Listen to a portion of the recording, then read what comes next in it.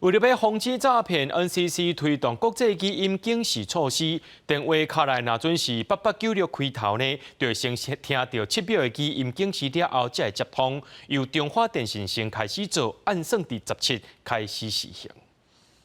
我就按照原台定啊，冻结名下资产1年6个月。继续检验卡电话，民众差一点就中计。这种诈骗电话一直拢有，都惊有人互骗去。即马中央出新报。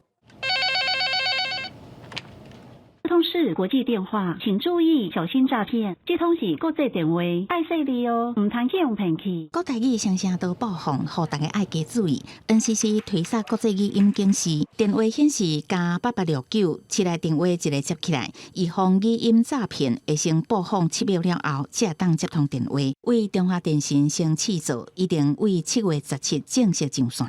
应该是好的，诈骗越来越多，我们这个老人家真的是我就脑筋转不过来，会被骗。如果接起来那内容如果很像真的话，就算他前面跟你讲说是诈骗，有可能是诈骗，你还是有可能会觉得是真的。会播放预防诈骗语音，是因为看数据资料，最近诈欺案超过2万件，财损一直创新高，而且牵涉到诈骗的电话号码，大部分拢是境外。分析165提供涉诈电话。发现90%是+886开头。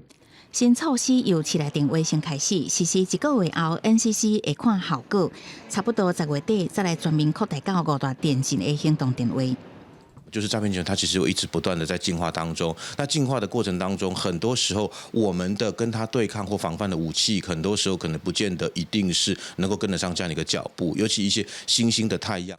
公部门防止诈骗，有学者是讲，新做法想法是真好，不过诈骗的方法一直变新，都惊无法度预防，呼吁政府都爱多方面做伙做。记者综合报道。